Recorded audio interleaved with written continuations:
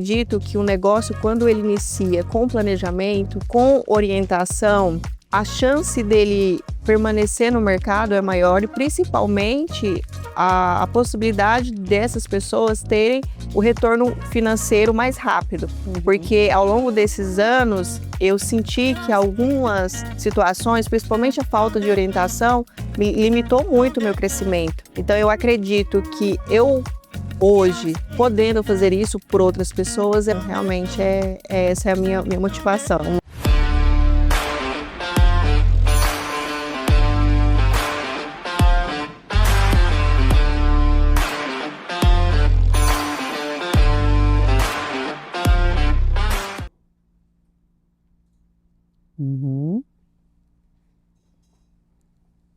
É o planejamento de laboratório que a gente vai falar, Isso, né? Muito boa noite, está no ar mais um Dr. Cash, o nosso encontro quase que diário aqui no meu canal do YouTube, sempre com um grande time de profissionais que trazem com muita expertise e responsabilidade informações para as nossas noites. Eu tenho o privilégio de receber aqui nesta noite ela que já esteve aqui na nossa bancada, ela que é empreendedora, é mentora, é consultora também de profissionais que buscam empreender na área laboratorial. A Maria, ela já empreende há alguns anos nesse segmento e vai falar hoje para nós sobre planejamento de laboratório.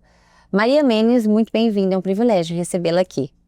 Obrigada, Paula. É um prazer sempre estar aqui com vocês.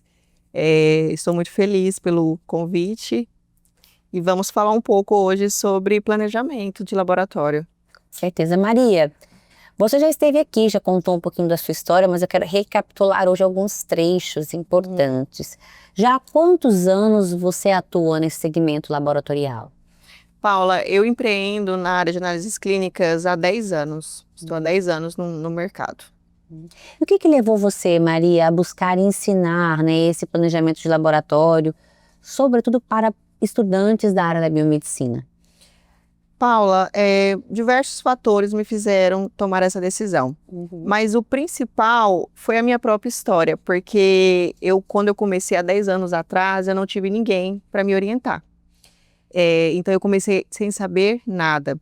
E hoje, a experiência que eu tive ao longo desses 10 anos é o que me motiva a passar para frente, a passar para as pessoas que desejam realmente empreender na área de análises clínicas. Então, eu acredito que isso é o meu principal motivador, é o desejo de passar isso para frente mesmo.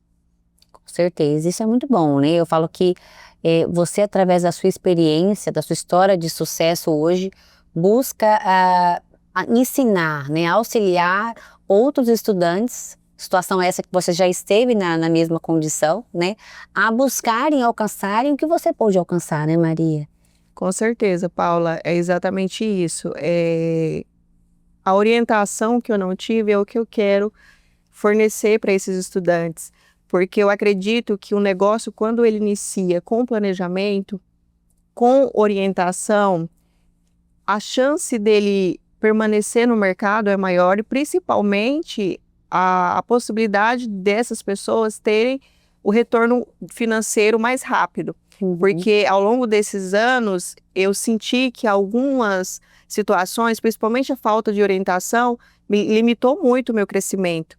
Então eu acredito que hoje, podendo fazer isso por outras pessoas, é o que eu acredito que ajuda muito, né? Então realmente essa é a minha motivação maior. Maria, quando você formou, você via a possibilidade de ter o seu laboratório lá, né, de análises clínicas como algo muito distante? Com certeza, Paula. Primeiro porque a graduação, ela não nos permite, né? Ela não dá acesso às informações de como empreender. Nós aprendemos a ser técnicos, aprendemos a executar exames, mas não é passado absolutamente nada sobre planejamento, sobre estratégia, sobre investimentos. Então, quando nós saímos da graduação, nós saímos completamente crus. E isso dá muita insegurança quando você pensa em empreender. E absolutamente isso que quando eu saí da faculdade, foi um dos motivos que eu me senti insegura. Também pela situação, né, da minha situação em si, mas principalmente também por não ter ali conhecimento a respeito de empreendedorismo. Você hoje, enquanto gestora, empresária, você acha que falta a faculdade, né, abordar mais essa questão da gestão, do empreender nesse segmento laboratorial? Eu acredito que é essencial as faculdades abordarem esse assunto nas graduações, nos cursos de graduações, não só em biomedicina, mas eu acredito que em todos os cursos, porque empreender, ele dá muitas possibilidades. E eu acredito que, além de ensinar a parte técnica, teria que ensinar a parte tanto ali de gestão, né, a gestão de investimento, de análises estratégicas também, para que o aluno saia e ele decida se ele quer ir para a bancada ou se talvez ele possa ali arriscar em algo, né? Tentar não só talvez abrir um laboratório de análises clínicas, porque existe uma vasta gama de possibilidades para um biomédico, para um farmacêutico quando ele sai. Então, as universidades em si, eu acho que seria primordial abordarem esse assunto, mas abordarem esse assunto de uma maneira realmente que faça diferença, porque até nós temos uma disciplina que, durante a graduação, que aborda algumas coisas, mas geralmente elas nem são ministradas por alguém que realmente empreendeu. Então tudo isso acaba que o que é passado ali é muito limitado. Muito superficial. Muito superficial, exatamente. Então, muita técnica. Isso, muita técnica e pouca prática. Sim. E quando você sai para empreender, você não tem aquilo ali que você aprendeu, não dá para ser utilizado de fato, né? Então, Maria, o estudante de biomedicina, quando ele entra para dentro de um laboratório, para a parte de estágios, ele tem acesso também à parte de gestão, à parte administrativa, ou é mais a parte técnica e operacional do laboratório? Paula, hoje isso é uma das grandes dificuldades. Quando nós entramos para fazer um estágio, até porque eu também forneço estágio para algumas universidades, não existe a possibilidade de dar acesso para esses estudantes dentro da parte administrativa, porque é um erro enorme. Porque dentro da grade ali, do que é solicitado até pelas universidades, é só basicamente a parte técnica. Então o estudante ele tem que passar pelo setor de hematologia, pelo setor de bioquímica, setor de uranálise, setor de parasito, e que são os básicos ali, né? E então não tem em nenhum momento a solicitação de passar esses estudantes pelo administrativo de um laboratório. E isso também foi uma dificuldade que eu tive durante o meu estágio, foi algo que eu questionei muito até dentro da universidade, do porquê eu não poderia ter acesso à parte administrativa, entender, mas eu busquei isso, eu fui, né, eu tentei entender durante o meu estágio, mas acaba que isso é realmente dificultado. Eu acredito que nem tanto seja por quem está fornecendo o estágio, mas pelo que é imposto ali pelas universidades. Muito limitado, né? Sim. E o que isso muda na prática, né, quando o biomédico decide abrir um laboratório? Paula, quando o biomédico ele decide abrir o laboratório, eu acredito que a primeira coisa que precisa ser mudado ali é a mentalidade. Ele precisa ver que agora ele não é mais só um técnico. Ele precisa pensar como um empresário. E quando nós pensamos como empresário, precisamos analisar todo um cenário, precisamos saber sobre análise estratégica, sobre gestão, sobre financeiro, contabilidade, às vezes precisamos até ser psicólogos também de alguns funcionários. Certeza. E precisamos liderar a equipe, aprender sobre RH também, sobre recursos humanos. Tudo isso... Marketing, posicionamento de marca, então são muitas coisas. E o estudante, ele precisa, quando ele decide de fato empreender, ele tem que ter essa mentalidade que não é mais só ser técnico. Na verdade, acaba que nós precisamos até, muitas vezes, abandonar completamente a bancada e olhar o nosso negócio de cima, olhar o nosso negócio com olhar de estrategistas mesmo. E eu acredito que isso é primordial para o negócio dar certo. É a virada de chave. É a virada de chave da mentalidade que é essencial. Uhum. Antes de falar em investimentos, Maria, ou equipamentos, qual que é a primeira decisão que o futuro empreendedor dessa área precisa tomar? A primeira decisão é saber qual tipo de laboratório a pessoa vai montar. O que ela tem ali, qual a possibilidade que ela tem que faz jus ali o recurso financeiro também que está disponível para investimento dessa pessoa. Existem hoje diversos tipos de laboratórios para ser montados, né? Temos os postos de coleta, os laboratórios clínicos, laboratórios populares, laboratórios já com uma pegada mais premium. Então, tudo isso são coisas que a pessoa precisa analisar antes de tudo.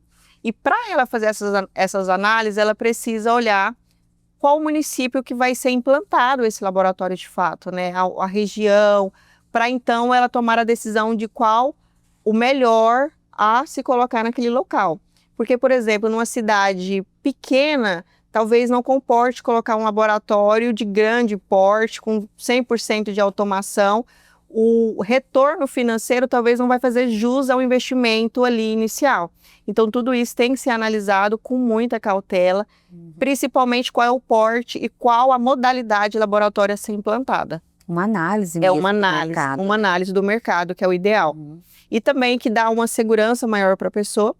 E, além disso, a pessoa precisa verificar qual é o nível de gestão que ela está disposta a ter. Porque, por exemplo, um posto de coleta, ele requer uma gestão mais enxuta, porque tem uma operação mais enxuta também. Já os laboratórios clínicos, ele precisa de uma gestão mais complexa, porque tem uma operação complexa também. Então, tudo isso a pessoa precisa analisar. Não só a parte financeira, né, a parte de retorno, mas o que eu estou disposto a me comprometer com essa empresa, para de fato fazer ela dar certo. Às vezes a pessoa só precisa de um posto de coleta, ela já vai ter um retorno financeiro ali suficiente para o investimento que ela teve e está tudo bem. Nem sempre precisamos já começar grande, às vezes começar pequeno é o ideal. Acho que o primeiro passo é um estudo de viabilidade, né? Sim, é o estudo de viabilidade de negócio, tanto financeira quanto do porte necessário para ser implantada ali naquela localidade. Sim. E quais são os principais modelos hoje? Você falou que é necessário ele avaliar o tipo de laboratório, né? Quais são os principais modelos de laboratório e como que essa escolha ela pode impactar nesse negócio? Paula, os principais modelos hoje é os postos de coleta, que ele requer um menor investimento, né? Tem uma gestão mais enxuta. Temos os laboratórios clínicos, que esses laboratórios clínicos são os que têm área técnica interna. A diferença em termos de investimento é que um tem um investimento maior, o outro tem um investimento menor. E quando falamos sobre retorno financeiro, o posto de coleta, geralmente a margem ele é mais limitada porque requer uma negociação adequada com o laboratório de apoio. Já no caso dos laboratórios clínicos, onde geralmente tem a área técnica e ali vai ocorrer as execuções de exames, então a pessoa às vezes consegue fazer ajustes e ter uma margem maior. Então e também temos a possibilidade de montar franquias também, que dependendo do financeiro ali da pessoa, é uma opção muito, muito adequada. Já pega um modelo que já funciona. Já pega o modelo só replica, né? Exatamente, já pega o modelo que funciona. Muito bom. E replica, já pega algo que deu certo ali, que a pessoa já tem todas as diretrizes, tem um passo a passo a ser seguido, né? Já tem uma estimativa de retorno financeiro, então a franquia também é uma grande possibilidade. Perfeito. Um erro mais comum é tentar atender todo mundo, né, Maria? Por que que isso prejudica tanto um laboratório? Por que que é importante nós termos ali um posicionamento, uma definição de público-alvo? Quando abrimos um laboratório, eu falo isso porque eu também fui assim, nós pensamos assim, nossa, eu preciso atender todo mundo porque eu tenho que ter retorno financeiro, eu tenho que ter, então nós abrimos naquela loucura, eu quero atender convênio, eu quero atender contrato público, eu quero atender contrato privado, eu quero atender particular. E acaba que isso foi um problema que eu passei ao longo da minha trajetória, que quando eu olhei para o meu negócio, eu percebi que eu estava com vários contratos, com empresas e contratos públicos, e a minha demanda particular estava diminuindo. Por quê? Os pacientes chegavam até a minha empresa via, os pacientes particulares chegavam na minha empresa via aquele tanto de paciente de convênios e não queriam esperar. Então, eles retornavam, né, ou buscavam outra empresa. Então, quando eu tive esse olhar para falar assim, não, qual que é o público realmente, que é o público ideal, para mim foi quando eu comecei a, de fato, ter retorno financeiro. Então, escolher o público e você criar planejamentos estratégicos para atender esse público é essencial. Eu não aconselho ninguém a iniciar um negócio sem saber qual que é o seu público-alvo, porque isso te possibilita uma diferenciação no mercado e principalmente quando você tem uma diferenciação e você sabe qual que é o público que você quer atender, você consegue alcançar esse público de uma forma mais fácil, através do marketing, até do posicionamento da marca. E isso é ideal para o seu retorno financeiro, de fato. Você sabe como penetrar nesse cliente. Que foi exatamente o que aconteceu. Legal. Um erro comum que as pessoas têm é não saber o público-alvo. Por exemplo, eu preciso atender, o meu público-alvo, eu preciso atender um idoso, por exemplo, mas eu não tenho uma coleta domiciliar. Então, quando você sabe que seu público-alvo é a população idosa, você precisa já, de fato, implantar ali no início a coleta domiciliar. Então, saber essa estratégia é primordial para você realmente alcançar aquele público, né, que é o ideal ali para o seu negócio. Muito bem, eu acho que em todas as áreas, né, Maria? Não só na área laboratorial, como em qualquer segmento que você vá atuar, é muito importante você conhecer seu público-alvo, para definir o tipo de comunicação, o tipo de marketing, o tipo de filtração, o que você pode oferecer para esse público, né? Então, as possibilidades de ganho, de conversão são muito maiores e de sucesso também quando você conhece seu público. Com certeza. Modelos de negócio. O que é, na prática, um modelo de negócio para um laboratório? Iniciar um negócio sem ter um modelo, um planejamento do seu negócio, é dizer que o seu negócio está fadado ao fracasso. Ao fracasso, exatamente. Porque você não tem um mapa de onde você está, para onde você quer ir. Então, o modelo de negócio ele é essencial para te dar o passo a passo do que você precisa fazer para alcançar o seu resultado final, aonde você realmente quer chegar, a expansão de um negócio de fato. Então, você entender qual é o tipo de laboratório que você quer montar, você entender o seu público-alvo, que tudo isso compõe um plano de negócio, né, um modelo de negócio, é essencial para você criar as estratégias, para você criar estimar uma margem de retorno e fazer um estudo disso de fato. Então, você precisa ter um modelo de negócio para você iniciar qualquer negócio, isso é essencial. Perfeito. Essa etapa é uma etapa muito importante, né, na abertura, porque ela evita, inclusive, decisões impossíveis, né, Maria? Com certeza, é extremamente importante para você não fazer investimentos desnecessários. Tem coisas que não precisam ser implantadas no início, tem coisas que podem esperar. Então, você ter uma visão do seu negócio, de onde você realmente quer chegar, te possibilita realmente a você não fazer investimentos desnecessários e você investir no momento certo, naquilo ali que você planejou. Com certeza, importantíssimo, né? Bloco 6, agora investimentos, custos e capital de giro, né? Quando falamos em investimento inicial, o que normalmente, Maria, as pessoas esquecem de colocar na conta? Paula, geralmente as pessoas elas esquecem de se atentar às taxas, às licenças, né, sanitárias ali do negócio. Elas pensam que investimento é comprar um equipamento, é fazer um investimento ali na parte estética do negócio, mas esquece que existem diversas taxas necessárias, principalmente relacionadas à questão, né, de vigilância sanitária, questões ambientais, bombeiros. Então, existem diversos fatores, coisas que são necessárias e obrigatórias para a abertura de um laboratório e que as pessoas negligenciam e que no final impacta muito no investimento inicial. Hoje, podemos dizer que essas taxas, ela vai corresponder ali com projetos a uns 10% ali do investimento inicial para você montar um laboratório. E algo importante, né, Maria?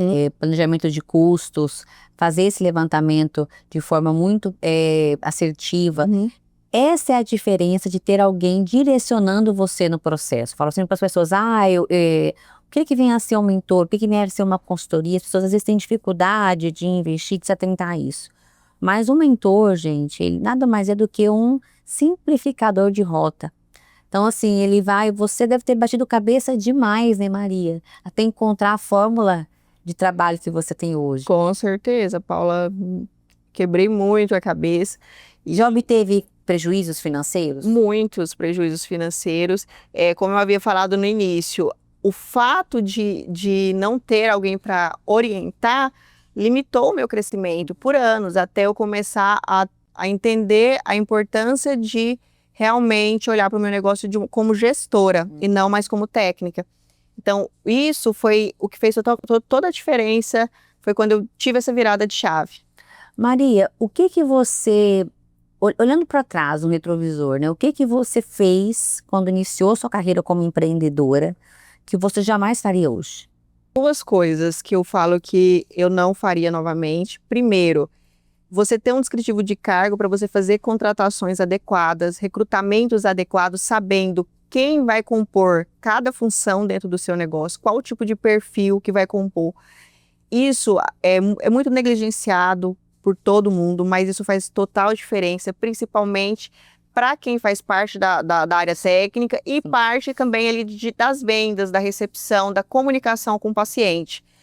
O segundo ponto é não iniciar o negócio já fazendo uma gestão de qualidade adequada. Porque uma gestão de qualidade também é muito negligenciada no início, porém ela reduz muito custos, reduz retrabalhos e, consequentemente, você tem uma qualidade maior na entrega dos seus resultados. Então, eu acredito que essas duas coisas são coisas que eu não deixaria de forma alguma o mentorado iniciar sem ter isso. De forma alguma, sem ter essa análise ali realmente dos perfis, de quem vai compor os seus colaboradores e também a parte de gestão de qualidade. Como que você vê hoje também, Maria, a importância de ter esse capital de giro ali, né, dentro dessa implantação desse laboratório, para que esse profissional, futuro empreendedor, possa trabalhar com uma segurança maior? O capital de giro, ele é algo até indiscutível, né? Porque uma empresa, ela não pode iniciar sem ter um capital de giro. Isso foi algo que eu iniciei, claro, na época foi rapidamente ali, eu consegui já criar um capital de giro, mas porém é essencial, porque é o que vai dar fôlego ali para a pessoa trabalhar por alguns meses, né, até ela ter realmente o retorno financeiro da empresa. E um capital de giro ideal é um que segura ali a operação por pelo menos 3 meses. Então esse é geralmente um capital de giro ideal. Não é que é o essencial, porque o essencial seria até 6 meses. Mas no mínimo 3 meses a pessoa precisa ter um capital de giro para segurar a sua operação. Precificação de exames, um ponto importantíssimo que muitos laboratórios, inclusive que estão na ativa, cometem, né? Por que o preço não pode ser definido no feeling? Ele tem que ser analisado e feito de forma muito estratégica. Paula, precificar exames depende muito de você ter uma análise correta dos seus custos, né? Principalmente dos seus custos. Porém, depende muito também de você ter uma análise dos seus concorrentes. E você entender o público que você atende, né, o público particular e o público de convênio, para você criar estratégias diferentes para cada público. Por exemplo, o público particular, você tem uma margem maior para trabalhar, você geralmente recebe à vista ali, né, ou no mínimo em cartão de crédito. Então você tem que ter estratégias diferentes, até estratégias de desconto, né, uma estratégia diferente para trabalhar com esse público. E tem que ter outro tipo de estratégia para trabalhar com o público de convênios, porque você tem uma margem menor, você tem uma demanda maior, porém você recebe geralmente com 3 meses, então você não tem um fluxo ali mensal dentro do seu caixa. Tudo isso tem que ser analisado com muito cuidado na hora de você precificar para ambos né, ambos os tipos de público ali, tanto o público particular quanto o público de convênios. Qual a diferença entre precificar para esses atendimentos particulares e de convênios? Existe uma diferença nessa precificação, Maria? Margem, volume? Com certeza, existe a diferença, né? Como eu acabei de falar agora sobre isso. A parte de particular, você tem uma margem maior, então você tem que ter uma estratégia diferente de precificação, né? Até a estratégia diferente para desconto. Dentro do público de convênios, quando você decide trabalhar com o público de convênios, você tem que olhar, geralmente, o tempo de pagamento que esse convênio vai ter. Às vezes tem convênios que pagam 30 dias, às vezes com 3 meses. Tudo isso tem que ser calculado e também analisar muito a parte da margem que você vai ter. Alguns convênios vai compensar, outros convênios não. Porque às vezes você vai atender um paciente de um convênio e vai tirar a oportunidade a vez de outro. A vez de um paciente particular, por exemplo. Então, você tem que analisar muito o que realmente é o ideal para o seu negócio. E se você optar por atender convênios, você tem que ter uma estratégia diferente para fazer esses atendimentos. A questão de impostos, tributações também varia muito, Maria? Não, para convênios particular, não. Geralmente a sua empresa vai ter ali Para médicos muda muito a questão de imposto. De imposto, não. Para convênios ou particular não tem diferença, porque você já vai estar enquadrado dentro de um regime tributário, independente, né, do tipo de convênio. O que muda é você não saber qual é seu regime adequado. Até isso, na hora de você fazer de você entender sobre o público que você quer atender, é importante lá desde o início, porque para você já se enquadrar dentro do regime tributário correto. Porque, por exemplo, você vai estar dentro de um Simples Nacional, mas você já tem uma projeção, não, eu quero atender vários convênios, eu quero atender convênios públicos, convênios privados, então eu já tenho uma projeção de faturamento muito maior do que seria o ideal para a minha alíquota do Simples. Então, você entender o público-alvo é essencial até para você conversar com o seu contador ali no início, você já fazer uma projeção financeira para saber qual é o melhor regime tributário. Perfeito. Por que tanta gente, Maria, tem medo da legislação na hora de abrir um laboratório? Paula, primeiro porque o brasileiro ele tem medo de burocracia, né? Ninguém gosta de burocracia. É muito burocrático. Laboratório? É muito burocrático, Paula, por diversos fatores. Nós que estamos no estado de Mato Grosso temos uma dificuldade muito grande, né, até diferente de outros estados, porque a nossa vigilância hoje, ela é estadual, a nossa vigilância que dos municípios ali do Vale do Araguaia é todo do estado, com exceção de Barra do Garças, que a vigilância já é municipal. E com isso, você tem uma demanda, né, muito grande, sufocando o estado. E você tem uma demora muito grande para poder você conseguir um alvará hoje. Sem falar que quando você pensa em abrir um laboratório, você tem várias RDCs que você tem que seguir.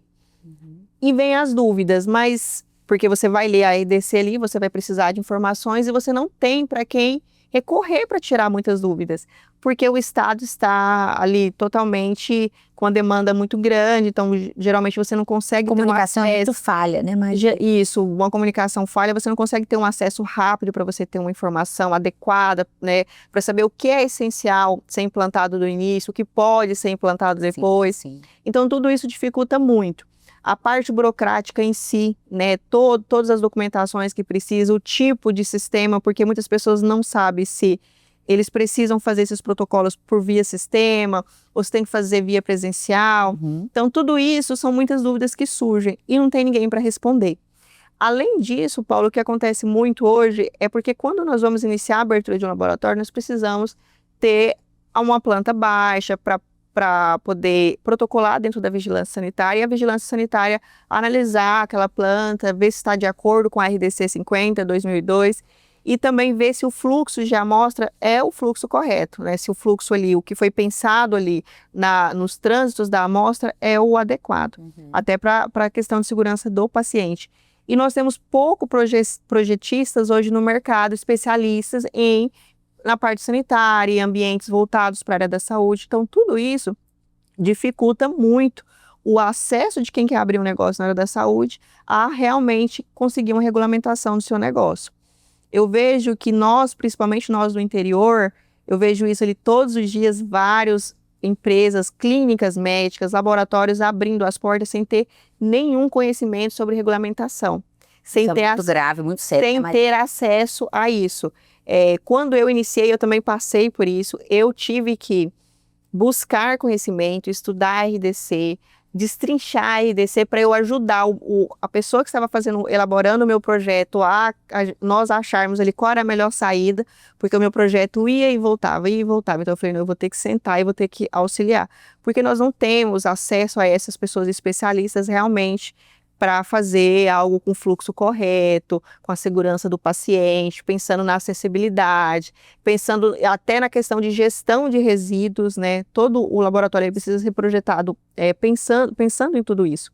Então, eu acredito que quando falamos em medo de legislação, eu acredito que tudo isso é o que faz as pessoas realmente ter esse medo. Com certeza. E sem falar, Paula, também que a nova RDC, a 978, existe uma discussão muito grande entre os donos de laboratório a respeito dessa RDC, porque ela trouxe diversas coisas ali que muitos estão vendo como algo negativo, mas do meu ponto de vista, sim, tem algumas coisas também que eu não concordo, mas a maioria das coisas que ali estão presentes dentro dessa RDC, eu acredito que são essenciais, porque vários laboratórios atuaram por anos sem ter uma gestão de qualidade adequada. E lá o que eles pedem é justamente isso: gestão de qualidade, gestão de tecnologia, gestão de segurança do paciente, gestão da sua operação e registros que comprovem que você está fazendo essa gestão. Muitos laboratórios atuaram por anos sem ter isso. E acaba que o que acontecia? Os laboratórios que optavam ter isso tudo, por exemplo, eu vou abrir, mas eu quero ter uma gestão de qualidade, eu quero ter uma gestão de segurança do paciente. Acaba que criava uma concorrência desleal, porque quando você quer implantar tudo isso dentro da sua empresa, eleva o seu custo. Se eleva o seu custo operacional, teoricamente eleva a sua precificação. Então, tudo isso acaba que criava essa concorrência. A obrigatoriedade de todos os laboratórios agora ter isso, de fato, eu acredito que foi algo positivo. Tanto para nós que já pensávamos, né, já tínhamos isso de ter todas essas gestões ali bem equilibradas dentro da empresa, quanto para o próprio paciente, porque isso garante uma segurança nos exames, garante mais qualidade na entrega dos resultados. Sim. E credibilidade também, que é o que os médicos precisam para de fato acreditar no exame que está sendo liberado por um laboratório. Então, ao meu ponto de vista, eu achei que essa nova RDC ela foi positiva pensando nesses fatos. São muitos pontos, né? Muitos pontos. É muito difícil abrir um laboratório sozinho, viu, gente? Não é fácil, Paula, é muito difícil, porque requer muita atenção nesses detalhes. Sim. Esses detalhes, eles não são primordiais, não só para a segurança do paciente, mas também que é o que todo mundo se preocupa na parte financeira da empresa, né? Isso impacta diretamente na parte financeira. Com certeza. Nós vamos para um rápido bloco comercial, Maria, e já voltamos. Tá. Fiquem ligados aí. Na Vitaforma, nosso propósito vai além da suplementação. Acreditamos que investir em saúde é construir um futuro de qualidade, energia e vitalidade. Com nossa linha de suplementos de alta qualidade, como a creatina, a VitaCarb, Vital Q12, a melatonina, o ômega 3 e a creatina em goma, oferecemos soluções práticas e eficazes para quem busca viver mais e melhor. Escolher Vitaforma é priorizar sua saúde e a sua longevidade. Somos mais que uma marca de suplementos, somos um parceiro na sua jornada de bem-estar e evolução.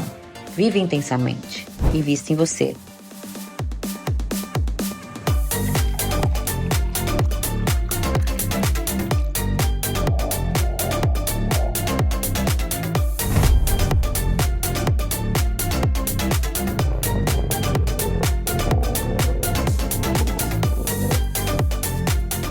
Vitaforma, uma nova forma de viver a vida. Conheça a farmácia de manipulação Splendore.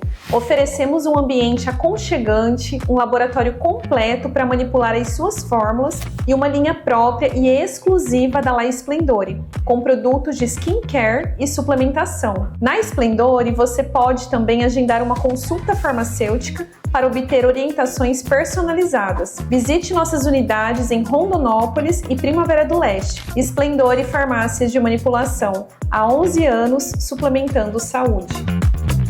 Cuiabá se transforma com a força e a qualidade da CGB Pré-Moldados. Nossas estruturas pré-moldadas são projetadas e fabricadas com a mais alta precisão, seguindo rigorosos padrões de engenharia e a expertise de décadas do Grupo Panucci. A CGB faz parte do Grupo Panucci Pré-Moldados, que possui a certificação internacional ISO 9001, sinônimo de experiência e confiança desde 1986. Na CGB, unimos tradição e inovação para construir o futuro de Cuiabá. Nossos galpões e barracões são feitos sob medida para o seu negócio, com a garantia de quem entende do assunto. CGB Pré-Moldados, a sua melhor escolha em Cuiabá. Entre em contato e faça um orçamento. Voltamos. Você que está chegando agora aqui no nosso canal, eu aconselho você a voltar esse conteúdo para o início, para acompanhar na íntegra esse bate-papo muito especial, onde estamos falando sobre planejamento estratégico ao montar um laboratório de análises clínicas. Eu estou aqui hoje com uma referência nesse segmento, doutora Maria Menes, ela que é empresária, é biomédica, está à frente aí de uma rede de laboratórios no interior do estado do Mato Grosso e é mentora também de profissionais que almejam aí ter seu próprio laboratório, né, Maria? Sim, isso mesmo, Paula. Então, acompanhe na íntegra. Vamos falar agora sobre estrutura, layout e segurança. A estrutura física influencia apenas na estética ou também, Maria, na aprovação da própria vigilância sanitária?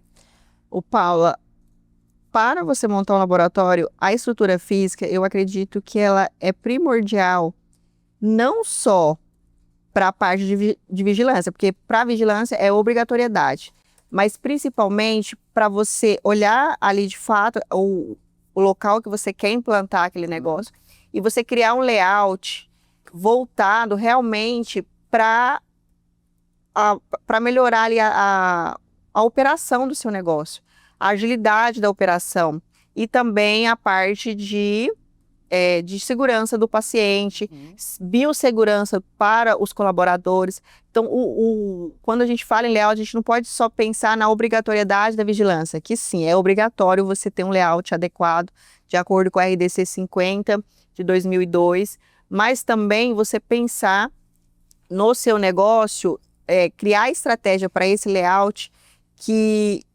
ajude a sua operação no dia a dia, que torne essa operação mais fácil, mais prática e também, claro, a acessibilidade dos pacientes e segurança do paciente também. Perfeito. Quais erros, né, de layout você mais vê em projetos de laboratório, Maria? Os principais erros hoje que é as dimensões, né? As dimensões ali, por exemplo, você pôr uma sala de coleta com dimensões inadequadas, que não atende realmente o seu fluxo diário e acaba comprometendo ali os seus atendimentos. A parte de acessibilidade também, as pessoas elas negligenciam muito a parte de acessibilidade. A parte de gerenciamento de resíduos, quando você vai fazer quando você vai colocar ali o local de descarte de resíduos também, não faz de forma adequada. Fluxo de amostras, né? Não, quando faz o layout, não pensam que essas amostras elas têm que ter um fluxo correto para não ocorrer contaminação, tanto contaminação ali das próprias amostras, como também a contaminação para o público, né, de paciente. Sim. Isso são os principais erros e os erros que mais fazem projetos voltar. Não ter o cuidado com esse processo de fato. São detalhes. São detalhes. Ambientes inadequados, fluxos cruzados. E fluxos cruzados. São detalhes que podem embargar, inclusive, a sua operação, a sua obra, as suas licenças, né, Maria? Sim, esses detalhes precisam de atenção. Começar pequeno e crescer. É possível, Maria, começar pequeno sem comprometer a qualidade? Completamente possível. Você é um exemplo disso. Eu sou um exemplo disso. Existem diversos laboratórios pequenos, sem automação nenhuma, que ainda atuam ali com semi-automação e tem uma gestão de qualidade muito rígida. Eu conheço laboratórios que estão localizados em cidades pequenas, ali de 5 mil habitantes, e você vai lá, eles têm uma gestão, registros de qualidade adequado, um controle total de qualidade do seu negócio. Então, você começar com qualidade Não tem a ver com o tamanho, tem a ver com o quanto você está disposto realmente a implantar isso dentro da sua empresa e fazer com que isso aconteça. Porque fazer com que aconteça também é algo muito difícil. Você colocar na mente de um funcionário, olha, você precisa seguir esses padrões, esses protocolos, você precisa, para tudo que você vai fazer, você tem que ter um procedimento operacional padrão para você seguir. Isso é muito complicado, mas uma empresa, independente dela ser pequena ou grande, é necessário ter isso. Então, com certeza, é totalmente possível você começar pequeno e ter qualidade aí, entregar qualidade, entregar exames de qualidade e exames confiáveis. Com certeza. Melhor começar pequeno, consistente, né, Maria? Do que grande, inconsistente e com riscos maiores, né? Sim. Para a sua saúde e para a sua operação, na verdade. A saúde do seu negócio e para a operação. Com certeza. Um erro, né? Com certeza. Que conselho, Maria, você daria nessa noite para quem quer empreender, mas tem medo de começar? Quando você iniciar um negócio, geralmente dá medo. Iniciar uma empresa dá medo. Até mesmo porque empreender no Brasil não é fácil. Mas todo negócio, quando você inicia com planejamentos, com orientações, quando você inicia com planejamento desde lá do layout, desde a definição do negócio em si, e você faz um modelo de negócio bem estruturado, bem focado naquilo que é essencial realmente para a sua operação, para os seus resultados, para a sua vontade de expansão, para o seu planejamento também de expansão, qualquer negócio ele tende a dar certo. Ele tende a permanecer no mercado, a ter a solidez ali dentro do mercado. Então, o que eu aconselho hoje, o que eu indico é realmente, no início, você fazer o planejamento lá desde o início e ter um profissional adequado para te orientar. Maravilha. Se você pudesse deixar uma única mensagem, Maria, para os estudantes, né, de biomedicina que estão nos acompanhando nessa noite, que sonha em abrir o seu próprio laboratório, qual seria esse recado que você deixaria olhando para aquela câmera ali? Tudo que você viu aqui hoje, você ouviu, dificilmente é ensinado na graduação. Um sonho sem planejamento, ele vira risco. Existe um passo a passo seguro, realista, para você abrir o seu laboratório do zero. E eu te convido, se isso faz sentido para você, eu te convido a me acompanhar nas redes sociais e nos próximos projetos que virão, para que você tenha acesso a todas essas possibilidades que eu irei fornecer para vocês. Maravilha. Eu falo assim, gente, vocês que estão nos acompanhando vão ter a oportunidade que a Maria não teve, né? De ter um direcionamento. Com certeza. O meu maior propósito é ser a mentora que eu não tive quando eu iniciei. Então, com certeza, me acompanhe para que eu consiga, de fato, te auxiliar no seu projeto de abertura de um laboratório. Maria, tudo que tem propósito tem sucesso, tá? Tudo que tem propósito está destinado ao sucesso. Então, eu vejo muito propósito no que você faz também. Esse projeto, né, essa missão da mentoria, ela vem como resultado da dor que você teve lá atrás, né, das experiências negativas, por não ter esse apoio, esse auxílio no início da sua carreira. Então, vejo como muito válido para os profissionais que estão iniciando a jornada, né? Uma oportunidade muito válida para todos vocês. Obrigada, viu, Maria? Parabéns. Obrigada, Paula. Muito obrigada pelo convite. Obrigada. Vocês que nos acompanharam, eu falo sempre que a informação ela só começa aqui, ela continua através de você, que pode compartilhar e replicar esses conteúdos com amigos e familiares. Esse espaço é um espaço de muita informação, informação com responsabilidade, gente. Então, os profissionais que aqui vêm, que sentam aqui na nossa bancada, são experts em suas áreas de atuação, possuem uma história, uma trajetória, que são condizentes com aquilo que a gente acredita também. Então, acompanhe, faça a sua parte, replique essas informações com amigos e familiares, para que o maior número de pessoas tenham acesso a essas informações, assim como você teve também. E não se esqueça do nosso próximo encontro, na próxima quinta-feira, nesse mesmo horário aqui, no nosso canal do YouTube, Dr. Cash. Esperamos vocês. Até lá!